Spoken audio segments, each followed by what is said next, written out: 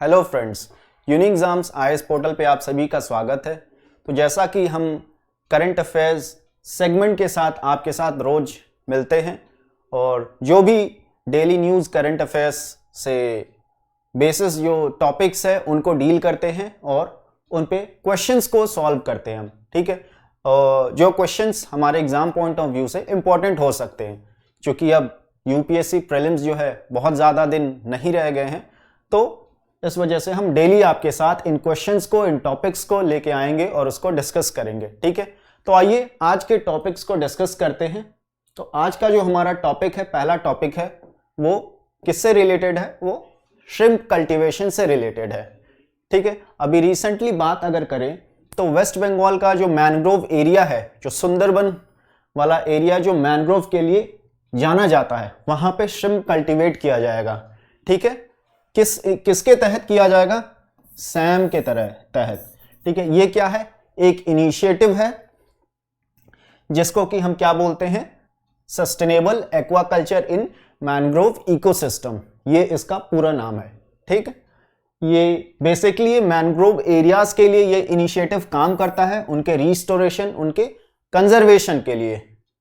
तो इसी के तहत श्रिम्प को कल्टीवेट किया जाएगा, जिससे कि हम एनवायरनमेंट का भी ख्याल रख सके और साथ ही साथ जो लाइवलीहुड है, लोकल लाइवलीहुड है उन एरियाज में, उनको भी कहीं ना कहीं देख सकें, ठीक है।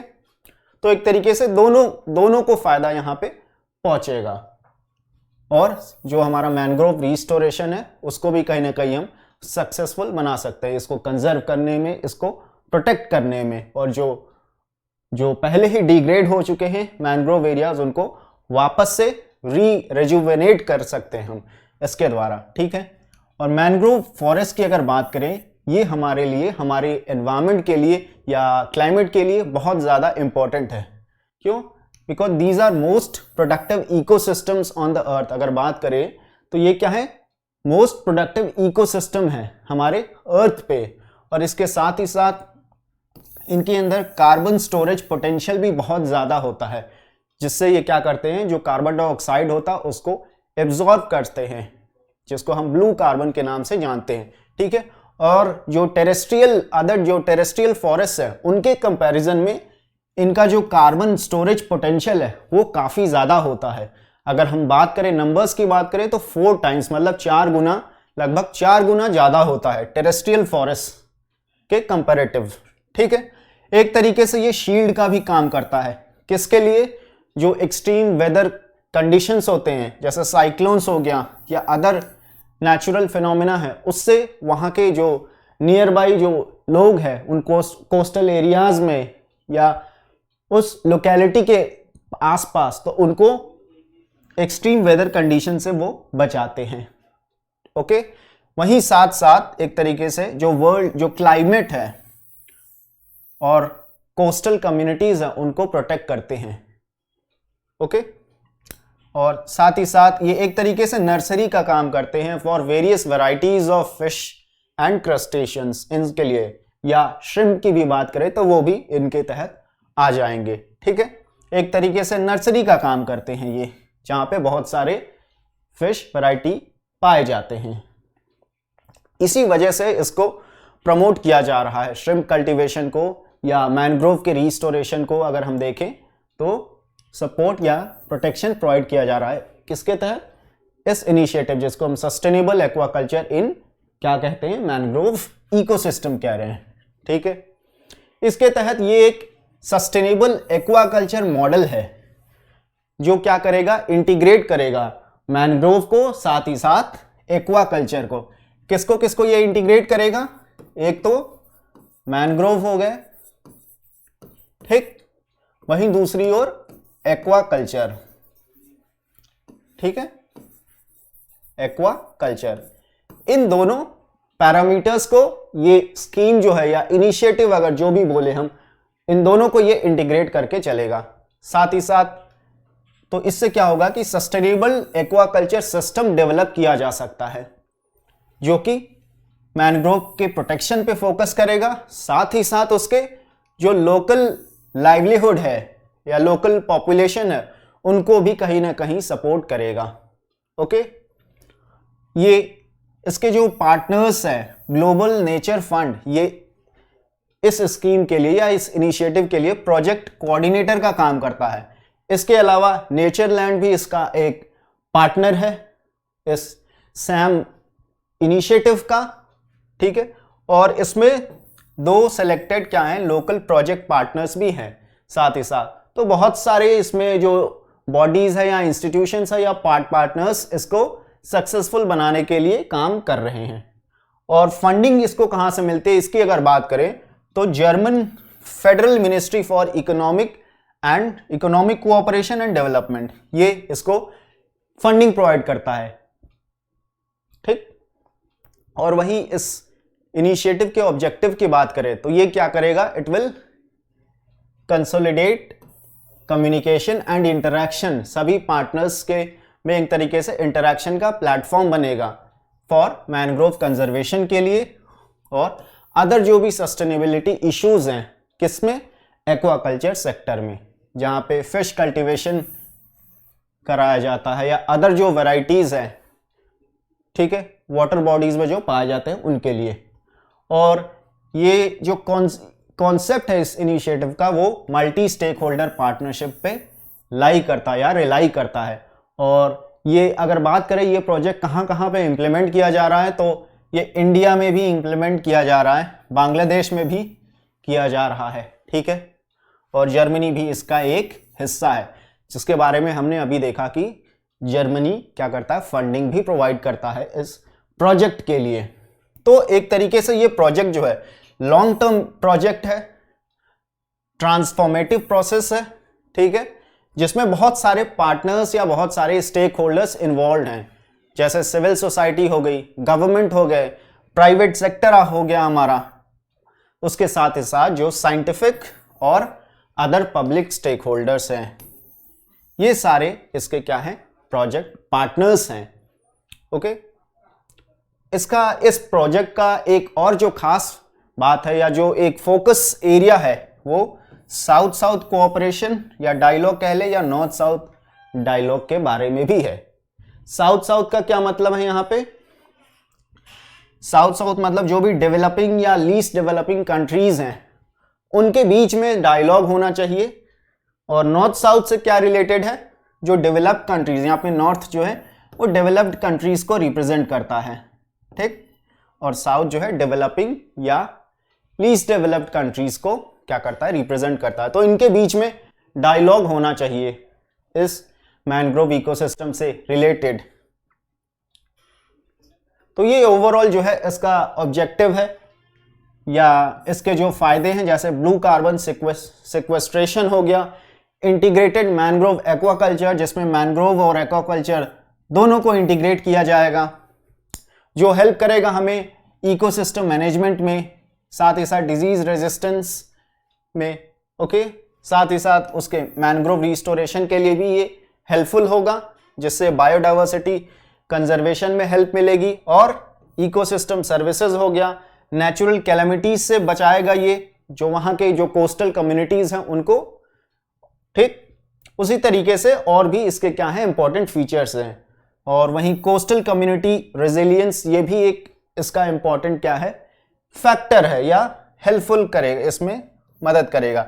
जैसे उनको इकोनॉमिक बेनिफिट्स प्रोवाइड करेगा, इकोलॉजिकल स्टेबिलिटी प्रोवाइड करेगा, ठीक है। तो ये सारे क्या हैं, इसके फायदे हैं, ओके। इसका इस प्रोजेक्ट का सिग्निफिकेंस हमें बताता है। तो आइए क्वेश्चन देखते हैं। क्वेश्चन हमारा क्या कहता है, with reference to sustainable aquaculture in mangrove ecosystem, जिसको इन शॉर्ट हम सैम बोल सकते हैं, कंसिडर द फॉलोइंग स्टेटमेंट्स। तो देखते हैं पहला स्टेटमेंट हमारा क्या कहता है। पहला स्टेटमेंट कहता है कि it promotes sustainable design of aquaculture systems bye focusing on protecting mangroves and improving local conditions. मतलब ये सस्टेनेबल डिजाइन देगा एक्वाकल्चर सिस्टम को, उसके साथ साथ प्रोटेक्ट करेगा मैनग्रोव को और लोकल जो लिविंग कंडीशंस है उनको इंप्रूव करने में कहीं ना कहीं मदद देगा। इस स्टेटमेंट की अगर बात करें तो ये स्टेटमेंट हमारा बिल्कुल सही है, क्योंकि यही इसका एम है, मेन ऑब्जेक्टिव है, ठीक है। वहीं दूसरा स्टेटमेंट कहता है it is funded by German federal ministry for economic cooperation and development. इसके द्वारा फंडिंग प्रोवाइड की जा रही है, जिसके बारे में हमने अभी जाना। ये भी हमारा स्टेटमेंट क्या है, बिल्कुल करेक्ट है। ठीक। तीसरा कहता है it is being implemented in both India and Bangladesh. ये दोनों कंट्रीज में इंप्लीमेंट की जा रही हैं, ठीक है, जिसमें कि जर्मनी जो है क्या फंडिंग प्रोवाइड करता है। और भी पार्टनर्स हैं जिसके बारे में हमने देखा, जैसे नेचरलैंड हो गया। तो इसका ये भी हमारा करेक्ट स्टेटमेंट है यहाँ पे। तो यहाँ से जो हमारा आंसर निकल के आता है 1, 2 एंड 3, चूंकि करेक्ट पूछा है तो यहाँ जो हमारा आंसर है वो सी हो जाएगा। That is 1, 2 and 3 all are correct. ठीक। तो आइए दूसरे टॉपिक पे चलते हैं। दूसरा टॉपिक जो हमारा है गुरु गोविंद जी से रिलेटेड टॉपिक है हमारा। रिसेंटली अभी इनके 365th बर्थ एनिवर्सरी के बारे में बात हो रही है, ठीक है, लेकिन इन्हीं से जुड़ा, इनके लाइफ से जुड़ा एक प्लेस है या एक रिवर की बात करेंगे हम, जिसका नाम है सरसा रिवर, जो इनके लिए एक सिग्निफिकेंट लोकेशन है। या सिख कम्युनिटी के बारे में बात करें तो वो उनके लिए एक इंपॉर्टेंट क्या करता है, रोल प्ले करता है अगर इनसे जुड़ा, जो कि वो उस जगह है, वो जगह है। ठीक है। तो उस रिवर की बात करेंगे जो अभी काफी ज्यादा पॉल्यूटेड हो चुका है वो रिवर, बिकॉज ऑफ फार्मास्यूटिकल जो वेस्ट है उसमें डायरेक्टली डिस्चार्ज किया जा रहा है उस रिवर में, जिसका नाम है सरसा। और ये गुरु गोविंद जी के लिए क्यों इंपॉर्टेंट है या सिख कम्युनिटी के लिए क्यों इंपॉर्टेंट है, क्योंकि इसी जगह पे या इसी रिवर पे जो गुरु गोविंद सिंह थे वो अपने फैमिली से अलग हो गए थे इन 1704। इस साल क्या हुए थे, वो अपने परिवार से अलग हो गए थे और उसके बाद वो कभी नहीं मिले, वो एक साथ कभी नहीं आ पाए। ठीक है। इसी वजह से ये रिवर या ये जगह एक तरीके से खास हो जाती है सिख कम्युनिटी के लिए। लेकिन अभी जो वेस्ट उसमें डिस्चार्ज किया जा रहा है बहुत सारा, उसकी वजह से वो काफ़ी ज़्यादा पॉल्यूटेड बन चुका है वो रिवर। और जो उस एरिया में जो लोग रहते हैं वो भी काफ़ी ज़्यादा इससे प्रभावित हो रहे हैं। ठीक है। उनके लाइफ को इफेक्ट कर रहा है। साथ ही साथ जो रिवर है उसके कंडीशन को, उसको कहीं ना कहीं तो डिग्रेड कर ही रहा है। साथ ही साथ जो लोग हैं उनको भी परेशानी देखना या सामना पड़ रहा है परेशानी का। ठीक। तो सरसा रिवर की अगर हम बात कर लें तो सरसा रिवर या सिरसा भी बोलते हैं इसे, सिरसा नाम से भी जानते हैं। ये कहाँ से निकलती है, फुट हिल्स ऑफ शिवालिक जो है उसके फुट हिल्स से निकलती है, हिमाचल, सदर्न हिमाचल प्रदेश से। कहाँ से, सदर्न हिमाचल प्रदेश से। वहाँ उसके बाद ये सोलन डिस्ट्रिक्ट होते हुए, जो कि बॉर्डर पे, पंजाब बॉर्डर पे है, एंड वहाँ से पंजाब में एंटर करती है। उसके बाद ये क्या करती है, फाइनली सतलज रिवर को ज्वाइन करती है। फाइनली सतलज रिवर को ज्वाइन करती है। ठीक है। तो आगे अगर बात करें हम गुरु गोविंद सिंह जी के कुछ लाइफ इंसिडेंट से अगर बात करें या उनके एक तरीके से लाइफ जर्नी की बात अगर हम करें तो ये कहाँ पे बॉर्न हुए थे, कहाँ पे पैदा हुए थे, ये पटना बिहार।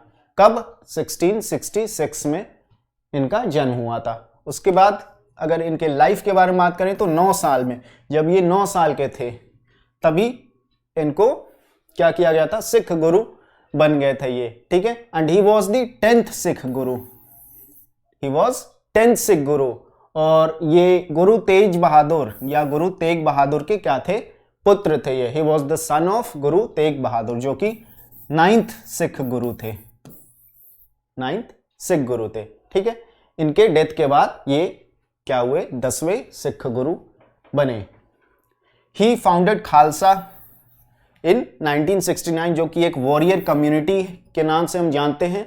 और बहुत सारे उनके लिए रूल्स और रेगुलेशन लेके आए, जिसको हम जानते हैं 5 Ks के नाम पे। ठीक है। केश, कंगा, कड़ा जैसे आदि 5 इनके ये प्रिंसिपल्स थे मेन। तो ये इसके बारे में इन्होंने बताया। साथ ही साथ अदर जो रूल्स थे, जैसे टोबैको नहीं खाना है, इसका सेवन नहीं करना है, अल्कोहल से दूर रहना है या हलाल मीट से दूर रहना है। साथ ही साथ protecting innocent people from prosecution, जो इनोसेंट पीपल हैं उनको बचाने की बात करते थे। इस तरीके के इनके कुछ प्रिंसिपल्स थे। ठीक है, इन्होंने गुरु ग्रंथ साहिब को रिलीजियस टेक्स्ट क्या किया, डिक्लेयर किया, खालसा का और सिख के, ठीक है, सिख कम्युनिटी का। साथ ही साथ ही रोट जफरनामा, जो कि एक क्या है, लेटर है जो इन्होंने औरंगजेब, जो मुगल एम्परर औरंगजेब था, उनको लिखा था। Okay, and he also fought against Mughals. कौन से बैटल में लड़े थे ये? बैटल ऑफ मुक्तसर, जो कि 1705 में हुआ था। ठीक है, और अगर हम सवाल के बारे में बात करें तो आइए देखते हैं इस क्वेश्चन को।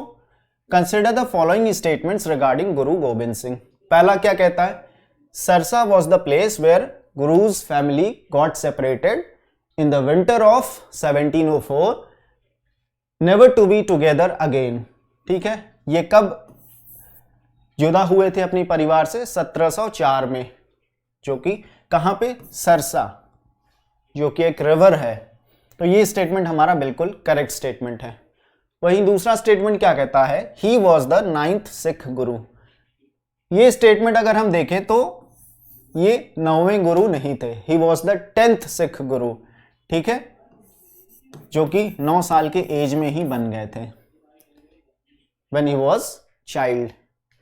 तीसरा तो ये इनकरेक्ट हो जाता है हमारा। तीसरा कहता है he fought against the Mughals in the battle of Muktasar in 1705। so this is also correct। ये भी हमारा करेक्ट स्टेटमेंट है, इसके बारे में हमने अभी देखा। तो कहता है which of the statements given above is या are correct। कौन सा सही है इसकी बात करें तो since second is incorrect तो 1 and 3, that is option B is the correct answer of this particular question। okay, तो आइए तीसरे टॉपिक पे चलते हैं।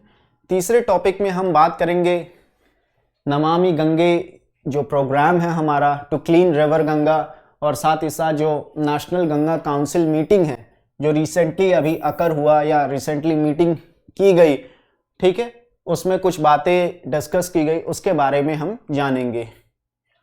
ओके, तो आइए, तो रिसेंटली अगर बात करें तो ये जो नेशनल गंगा काउंसिल की मीटिंग हुई थी उसमें ये बताया गया किसके द्वारा? National mission for clean Ganga, जो कि एक मिशन है जो गंगा रिवर को क्लीन करने के लिए काम करता है। उसके जो क्वालिटी है इम्प्रूवमेंट, उसके इम्प्रूवमेंट के लिए काम करता है। साथ ही साथ जो उसका फ्लो है, मिनिमम जो फ्लो होना चाहिए उसको मेंटेन करने की बात करता है। उसी से रिलेटेड ये ओवरऑल क्या है? मिशन है या प्रोग्राम है कह लें हम। तो इस मिशन के तहत बात करें तो ये 2014 में शुरू की गई थी ये मुहिम, और अब तक अगर बात करें तो लगभग 13,000 करोड़ से ज्यादा इसमें क्या की गई? एलोकेशन किया गया अमाउंट का। ठीक है, जिसमें कि उत्तर प्रदेश को सबसे ज्यादा क्या किया गया? फंडिंग प्रोवाइड की गई इस प्रोग्राम के तहत। वहीं अगर हम करें टू बी स्पेसिफिक तो लगभग 13,046 करोड़ रुपए इसमें इन्वेस्ट किया गया इस पर्टिकुलर प्रोग्राम में, जिस और सबसे ज्यादा उत्तर प्रदेश को एलोकेट किया गया, उसके बाद Bihar, then West Bengal, then Delhi, then Uttarakhand. तो यही मेन डिस्कशन हुआ था इस पे। और अगर नमामि गंगे प्रोग्राम या इनिशिएटिव की बात करें तो इसको यूनाइटेड नेशंस ने भी रिकॉग्नाइज किया as one of the top 10 world restoration programmes या initiatives that might be helpful to revive natural world. जो नेचुरल वर्ल्ड है उसको रिवाइव करने के लिए 10 टॉप प्रोग्राम्स में एक नमामि गंगे इनिशिएटिव भी एक उसका किया जा रहा है, पार्ट माना जा रहा है। It is one of the 10 initiatives. Okay, तो अगर हम बात करें national mission for clean Ganga, that is NMCG, इसके बारे में अगर बात करें तो इसको 2011 में बनाया गया था सोसाइटीज रजिस्ट्रेशन एक्ट के तहत। मतलब ये क्या है? एक सोसाइटी है, रजिस्टर्ड सोसाइटी है इस एक्ट के तहत। That was brought up in 1860। और ये इसका मेन क्या काम क्या था? एक तरीके से ये इम्प्लीमेंटेशन का काम करता था national Ganga river basin authority के लिए, जिसको, और इस अथॉरिटी को जो है बनाया गया था एनवायरमेंट प्रोटेक्शन एक्ट 1986 के तहत। इसके प्रोविजंस, इस एक्ट के प्रोविजंस के तहत इसको बनाया गया था। अब बाद में 2016 में इसको डिसॉल्व कर दिया गया था। एनजीआरबीए को डिसॉल्व करके क्या किया गया था, national council for rejuvenation, protection and management of river Ganga, या जिसको हम नेशनल गंगा काउंसिल भी बोलते हैं, इसका फॉर्मेशन किया गया। इसने किसको रिप्लेस किया, national Ganga river basin authority को रिप्लेस किया 2016 में। तो इसी को हम क्या बोल रहे हैं, अब क्या बोलते हैं, नेशनल गंगा काउंसिल। इसके चेयरमैन हैं हमारे प्राइम मिनिस्टर, इसके चेयरमैन हैं, ठीक है। अगर इसके काम की बात करें, किस चीज के लिए रिस्पॉन्सिबल है, तो it is responsible for implementation of जो मिशन है हमारा गंगा को क्लीन करने का, रिवर गंगा को, that is Namami Gange initiative, इसके लिए काम करता है national mission for clean Ganga. और एक तरीके से इसका जो काम है, prevention, control and abatement of environmental pollution, prevent करना है, साथ ही साथ प्रिवेंट के अलावा कंट्रोल भी करना है, साथ ही साथ अबेट करना है, मतलब उसमें जो भी पोल्यूशन है या पोल्यूटेंट्स है उसको रोकना, उसको रिवर में डिस्चार्ज करने से रोकना। तो इनके लिए ये काम करेगा, ठीक। और साथ ही साथ इट विल इंश्योर कंटिन्यूअस जो फ्लो है या जो मिनिमम फ्लो रिवर गंगा का होना चाहिए उसको दोबारा रीस्टोर करने के लिए की बात करता है, और उसके लिए कहीं ना कहीं काम किया जाएगा इस पर्टिकुलर इनिशिएटिव के अंदर। और ये it is a 2 tier structure, इसमें 2 टियर स्ट्रक्चर काम करते हैं, एक सेंट्रल लेवल पे, एक स्टेट लेवल पे। तो ये दोनों एक तरीके से पार्टनर्स हैं इस इनिशिएटिव्स में, जो आपस में क्या करते हैं, जो भी इश्यूज है डील करते हैं। और वहीं इन शॉर्ट अगर हम नमामि गंगे प्रोग्राम की बात करें तो 2014-15 में इसको ले आया गया था, और इसको एक लिमिटेड टाइम पीरियड के लिए लाया गया था। कब तक के लिए, 31 मार्च 2021 तक। लेकिन इसको क्या किया गया था, बाद में इसका जो टाइम पीरियड है उसको एक्सटेंड कर दिया है। कब तक, 31 मार्च 2026 तक के लिए इसको बढ़ा दिया गया है इसका ड्यूरेशन। और ये काम करेगा rejuvenate Ganga and it's tributaries, सिर्फ गंगा रिवर के लिए ही नहीं काम करेगा, बल्कि जो गंगा रिवर से जुड़े जो भी ट्रिब्यूटरीज हैं उनके लिए भी काम करेगा, क्योंकि अगर वो क्लीन होंगे तो इनडायरेक्टली कहीं ना कहीं रिवर गंगा भी साफ होगी या क्लीन हो पाएगी, ठीक है। अगर टोटल बजट एलोकेशन की बात करें तो 20,000 करोड़ एलोकेट किया गया है। इसके तहत इस स्कीम के लिए एक फंड भी इनिशिएट किया गया है, जिसको बोल रहे हैं हम क्लीन गंगा फंड।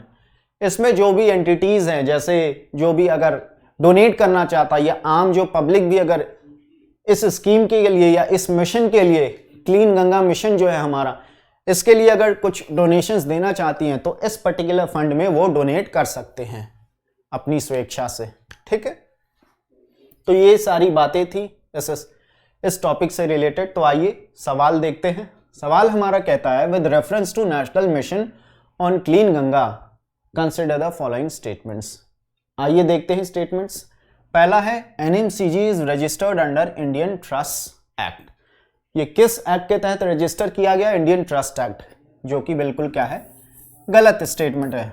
क्यों, क्योंकि इट इज अ सोसाइटी, जो कि सोसाइटीज रजिस्ट्रेशन एक्ट 1860 के तहत इसको रजिस्टर्ड किया गया है, इसका फॉर्मेशन हुआ है।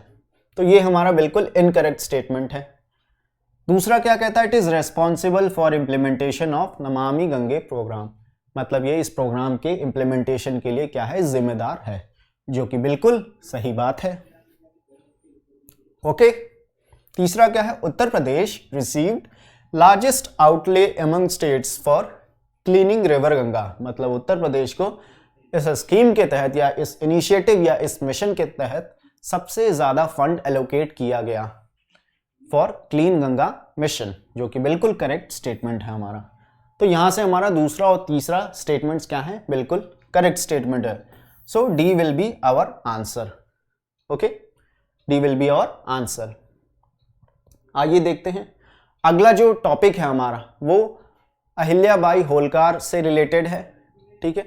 अभी रिसेंटली ये न्यूज़ में क्यों रहा, इसके बारे में हम इनके बारे में हम चर्चा करेंगे, क्योंकि महाराष्ट्र के जो एजुकेशन मिनिस्टर है उन्होंने जो अहमदनगर डिस्ट्रिक्ट एडमिनिस्ट्रेशन है उनको एक प्रपोजल दिया टू रीनेम जो वेस्टर्न महाराष्ट्र सिटी है जिसको कि अहमदनगर के नाम से जानते हैं, उसका नाम क्या कर चेंज करने के लिए पुण्यश्लोक अहिल्या देवी नगर, ये नाम रखने के लिए क्या किया है, प्रपोजल रखा है। जो कि और अगर बात करें अहिल्या देवी की तो ये 18th सेंचुरी की क्या थी, क्वीन थी, मालवा क्वीन थी 18th सेंचुरी की। तो आइए इनके बारे में हम जानें क्योंकि ये हिस्ट्री पॉइंट ऑफ व्यू से ये टॉपिक हमारे लिए प्रीलिम्स एग्जाम के लिए इंपॉर्टेंट हो सकता है। ठीक, तो अगर बात करें तो इनका जन्म जो है चौंडी विलेज में हुआ था जो अहमदनगर डिस्ट्रिक्ट में पड़ता है। ठीक है, और his father was Mankoji Shinde, 1925 में पैदा हुई थी ये। ठीक है, और इनके जो फादर थे वो विलेज हेड थे, उस गांव के मुखिया थे एक तरीके से अगर बात करें हम तो। और अहिल्याबाई होलकर जो थी she was one of the few women rulers of medieval India, मतलब मिडाइवल इंडिया इस टाइम पीरियड की बात करें तो उनमें से सभी महिलाओं में से एक ये क्या थी, वुमेन रूलर थी अगर हम देखें तो, जो कि एक बड़ी बात है अगर उस टाइम पीरियड में हम देखें। और एक तरीके से उस मेडिवल टाइम में जो गर्ल एजुकेशन था वो भी एक कहीं ना कहीं बड़ा मुद्दा था, लेकिन इनके जो फादर थे उन्होंने इनको एजुकेशन के लिए कभी रोका नहीं। ठीक है, तो ये काफ़ी बड़ी बात है। और वो मंदिरों में भी जाती थी टेंपल सर्विस के लिए, जैसे वहाँ पे सेवा करने के लिए। तो वहाँ पे जो है मल्हार राव होलकर जो क्या थे, आर्मी कमांडर थे पेशवा बाजीराव के, तो उन्होंने उनको वहाँ पे मंदिर में देखा और एक तरीके से he was impressed with her. तो उन्होंने अपने सन जिसका नाम है खांदे राव, उनसे शादी करने की बात ठान ली और इनसे फाइनली क्या हुई, अहिल्या देवी या अहिल्याबाई होलकर की क्या हुई, शादी हो गई। ओके, तो आगे अगर हम देखें तो she took control of Malwa after her husband's death.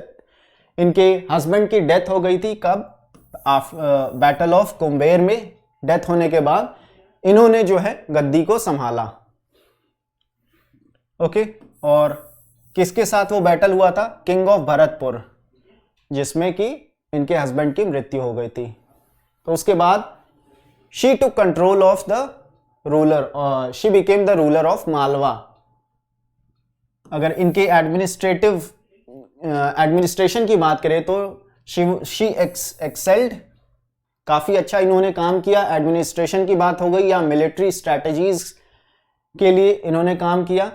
किसके गाइडेंस के तहत, under the guidance of his father in law, जिसके बारे में हमने अभी देखा, जिनका क्या नाम था, मल्हार राव होलकर। ठीक है, बाद में इनके फादर इन लॉ के डेथ के बाद और इनके सन की भी डेथ हो गई। उसके बाद इन्होंने पेशवा जो थे उनको रूल करने के लिए आमंत्रित किया। ठीक है, और इनके आर्मी ने भी, इनके फोर्स ने भी इस बात का सपोर्ट किया। ओके, तो अगर इन्होंने एडमिनिस्ट्रेशन और टेंपल बिल्डिंग या रिस्टोरेशन के लिए काफ़ी ज़्यादा काम किया, तो उसी के बारे में देखते हैं। और इन होलकर रूल की वैसे बात की जाए तो लगभग 30 इयर्स के लिए इनका इन्होंने रूल किया मालवा पे।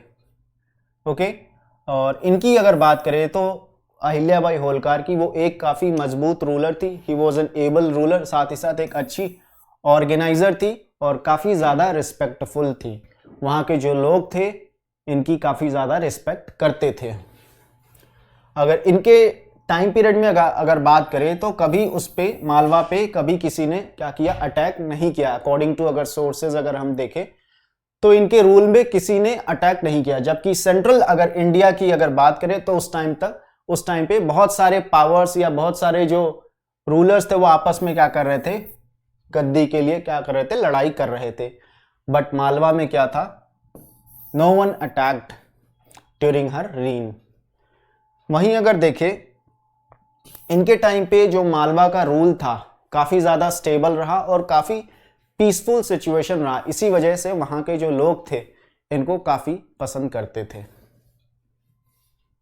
तो इन्होंने जो महेश्वर जो एक शहर था उस टाइम पे, वहाँ पे एक टेक्सटाइल इंडस्ट्री भी स्टैब्लिश किया, और साथ ही साथ वहाँ एक तरीके से वो जो सिटी है वो लिटरेचर की बात कर ले या म्यूज़िक की बात कर ले या अदर आर्टिस्ट की बात करें तो उनके लिए एक सेंटर बन गया, एक हब बन गया था। और बाद में अगर उसी शहर को देखें तो क्या हो, वहाँ का क्या फेमस है, महेश्वरी साड़ी भी काफ़ी ज़्यादा फेमस है यहाँ की। वहीं अगर टेम्पल रिस्टोरेशन की बात करें तो बहुत सारे हिंदू टेम्पल्स को इन्होंने रिस्टोर करवाया था। जैसे फॉर एग्जांपल अगर बात करें तो 1780 में काशी विश्वनाथ जो टेम्पल है, जो मंदिर है, कहाँ पे, बनारस में, उसको इन्होंने रीबिल्ड करवाया था, जिसको कि औरंगजेब, मुगल एम्परर औरंगजेब ने डिस्ट्रॉय कर दिया था। ठीक है, उसको इन्होंने दोबारा रीबिल्ड करवाया। तो इस तरीके से इसके अलावा और भी टेम्पल्स के लिए इन्होंने काम किया, जैसे बद्रीनाथ हो गया, द्वारका, ओमकारेश्वर, गया हो गया, रामेश्वर हो गया।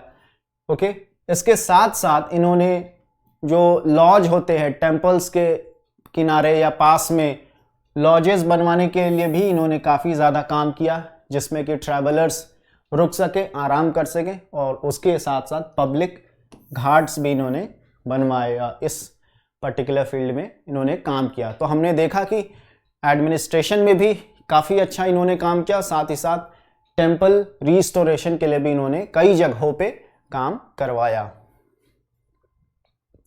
तो आइए सवाल देखते हैं। कहता है कि with reference to Ahilyabai Holkar consider the following statements. इनसे जुड़े कुछ स्टेटमेंट्स दिए गए हैं, जिसमें कि पहला है she took control of Malwa after battle of Kumher in 1754, जो कि बिल्कुल सही बात है। 1754 इस बैटल के बाद, जिसमें कि इनके हस्बैंड की डेथ हो गई है, इसके बाद इन्होंने गद्दी संभाला मालवा का। दूसरा है कि she had rebuilt Kashi Vishwanath temple in Varanasi nearly a century after Aurangzeb ordered its destruction. इन्होंने काशी विश्वनाथ टेम्पल जो है उसको रीबिल्ड करवाया, रिस्टोर करा, जिसको कि औरंगजेब ने डिस्ट्रॉय कर दिया था। ठीक, ये भी स्टेटमेंट हमारा बिल्कुल सही स्टेटमेंट है। ओके, तीसरा स्टेटमेंट कहता है कि she fought bravely against the British in battle of Mahidpur में इन्होंने ब्रिटिशर्स के साथ क्या किया, लड़ाई किया काफ़ी ब्रेवली। ये स्टेटमेंट हमारा इनकरेक्ट है।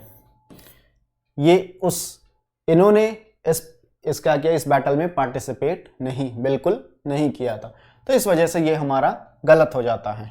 ठीक है, तो यहाँ आंसर की बात करें कि कौन सा करेक्ट स्टेटमेंट है, तो 1 and 2 are correct, that is option B, this is the correct statement. ठीक है, आइए अगले टॉपिक पे चलते हैं। जो लास्ट टॉपिक है हमारा वो इंडियन साइंस कांग्रेस से रिलेटेड है, जो आज जो हमारा कंडक्ट होगा, इंडियन साइंस कांग्रेस की मीटिंग हो रही है। ये अगर किस नंबर का है, ये तो 108th Indian science Congress conduct करवाया जा रहा है। ये बेसिकली हर साल जो है एनुअली कंडक्ट किया जाता है, जनवरी के फर्स्ट वीक में लगभग ये देखने को मिलता है। तो हमारे जो प्राइम मिनिस्टर है वो एड्रेस करेंगे इंडियन साइंस कांग्रेस को। ठीक है, तो इसी के बारे में हम ओवरऑल जानेंगे क्या क्या चीज़ें हैं। अगर इस साल के थीम की बात करें, करंट ईयर के थीम की बात करें, तो क्या है, science and technology for sustainable development with women empowerment. मतलब सस्टेनेबल डेवलपमेंट की भी बात की जा रही है, जो कि हर साल थीम में कहीं ना कहीं मौजूद होता है। उसके साथ साथ वुमेन एम्पावरमेंट की भी बात की जा रही है साइंस एंड टेक्नोलॉजी के तहत।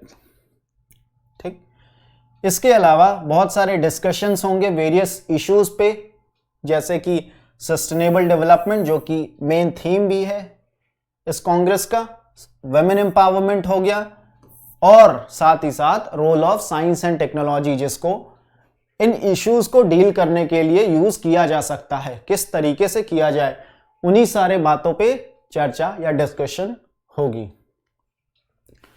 और इसके बारे में बात करें तो बहुत सारे डिस्कशंस किए जाएंगे टू इंक्रीज जो नंबर ऑफ वुमेन है उनको और ज़्यादा प्रमोट करना हायर एजुकेशंस में या हायर बहुत सारे फील्ड्स में, जैसे टीचिंग प्रोफेशन हो गया, हायर टीचिंग, हायर लेवल की बात हो रही है यहाँ पे। साथ ही साथ जो रिसर्च हो गया या इंडस्ट्री लेवल पे, उनको प्रमोट करना, वेमेन्स को प्रमोट करना, एक तरीके से leader banana in various fields में। और उसके साथ साथ वेमेन को एक तरीके से एक्सेस प्रोवाइड करना, एक्सेस टू स्टेम एजुकेशन, मतलब साइंस टेक्नोलॉजी में के फील्ड में उनको बढ़ावा देना, उनको प्रमोट करना।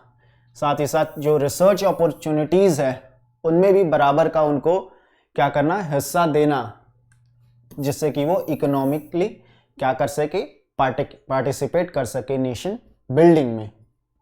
और इस साल के जो साइंस कांग्रेस है उसकी खास बात यह है कि इसी के तहत चिल्ड्रन साइंस कांग्रेस भी कंडक्ट करवाया जाएगा, जिसमें कि साइंटिफिक टेम्पर डेवलप किया जाएगा, बच्चों में कैसे उनके टेम्परामेंट को साइंस की तरफ ले जाया जाए, ठीक है, उसके बारे में बात होगी।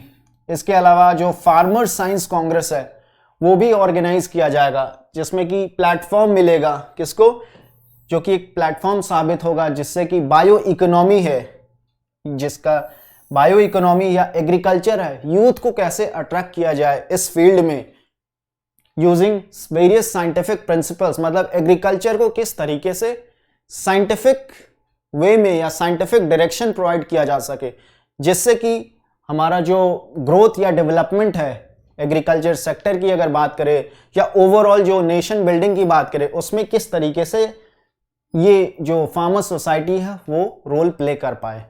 तो इन सभी चीज़ों पे इस फार्मर साइंस कांग्रेस में बात होगी।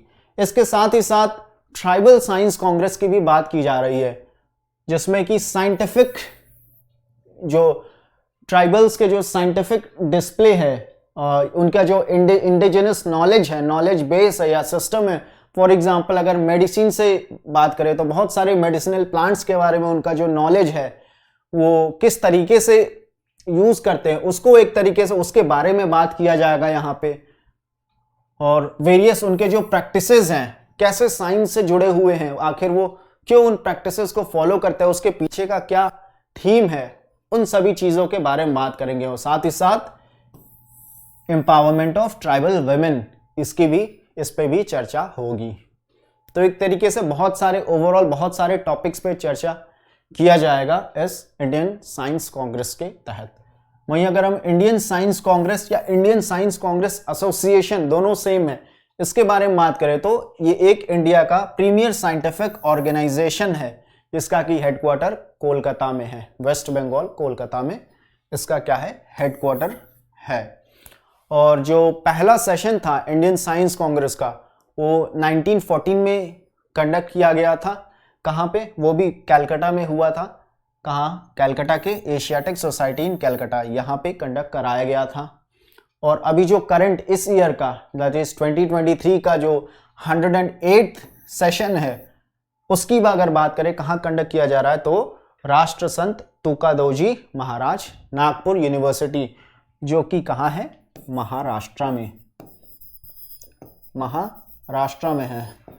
तो यहाँ पे कंडक्ट करवाया जाएगा इस साल का इंडियन साइंस कांग्रेस, जो आज से क्या है, शुरू हो चुका है। After prime minister addressed through virtual conference. तो आइए सवाल देखते हैं। सवाल क्या कहता है, consider the following statements regarding Indian science Congress. पहला कहता है कि 108th साइंस कांग्रेस या 108th सेशन जो है वॉज हेल्ड एट राष्ट्र संत तुकादोजी महाराज नागपुर यूनिवर्सिटी। जो ये स्टेटमेंट हमारा बिल्कुल सही है, क्योंकि जस्ट अभी हमने बात किया कि इसको इस साल कहाँ कंडक्ट किया जाएगा, इस पर्टिकुलर यूनिवर्सिटी में, जो कि महाराष्ट्र में लोकेटेड है।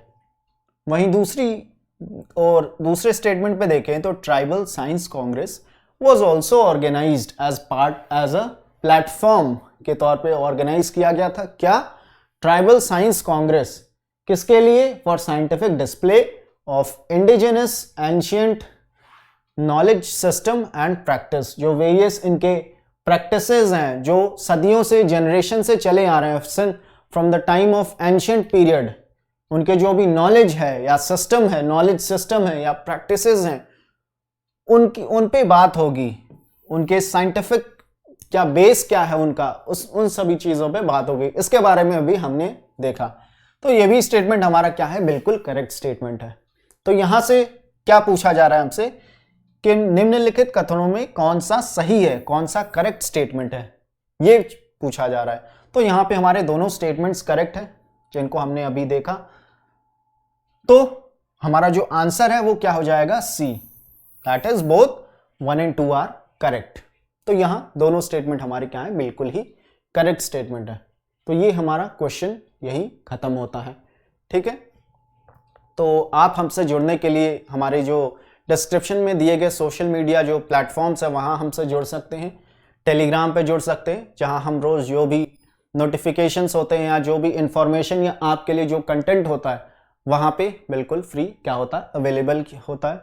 तो वहां से आप हमसे जुड़ सकते हैं और उसका फ़ायदा जो है अपने एग्ज़ाम प्रिपरेशन को और एक नया डायरेक्शन के लिए, ठीक है, या बूस्ट प्रोवाइड करने के लिए आप जो है उसका यूज़ कर सकते हैं। ठीक है, तो इसके साथ ही आपको जैसे कि पता ही होगा कि 7 जनवरी से जो यूपीएससी प्रीलिम्स क्रैश कोर्स है, जो डेडिकेटेड क्रैश कोर्स है, उसको कंडक्ट करवाया जाएगा, शुरू होगा। ये 90 डेज का प्रोग्राम है, काफ़ी लिमिटेड टाइम पीरियड के लिए है और आपके एग्ज़ाम से ये लगभग 1 या 1.5 महीने पहले ही सिलेबस को ख़त्म किया जाएगा, जिससे कि एक तरीके से आपको सफिशिएंट टाइम मिल सके अपने तैयारी को एक तरीके से, या जो भी रिविजन्स हैं वो आप कर सके। और इससे आपको ये फ़ायदा होगा कि एग्ज़ाम में आप 1 महीने पहले ही क्या होंगे, तैयार होंगे अपने प्रीलिम्स के लिए, यूपीएससी प्रीलिम्स के लिए। तो जिससे कि आपको एक अच्छा डायरेक्शन या गाइडेंस मिल जाएगा कि आपको क्या पढ़ना है, कितना पढ़ना है, इन सभी चीज़ों के बारे में पता चलेगा इस जो है पर्टिकुलर क्रैश कोर्स में। तो काफ़ी इंपॉर्टेंट है, उसमें जो वेरियस सेलेक्टेड लोग हैं वो आपको तैयारी कराएंगे, आपके बारे में, आपके प्रॉब्लम्स को डिस्कस करेंगे। ठीक है, तो इसका फ़ायदा आप हमसे जुड़ के उठा सकते हैं। और इसका जो लिंक है वो यूट्यूब चैनल पे भी, इस प्रोग्राम का जो ओवरऑल स्ट्रक्चर है या स्कीमा है वो यूट्यूब पे हमारे यूट्यूब चैनल में आपको मिल जाएगा और उसका लिंक हम आपको डिस्क्रिप्शन में भी डाल देंगे। वहाँ से आप उसको देख सकते हैं और अपना जो इम्पोर्टेंट डिसीजन है वो आप वहाँ से ले सकते हैं और इस प्रोग्राम से जुड़ सकते हैं। ठीक है, तो तब तक के लिए आप अपनी तैयारी को कंसिस्टेंटली करते रहिए। जय हिंद, जय भारत।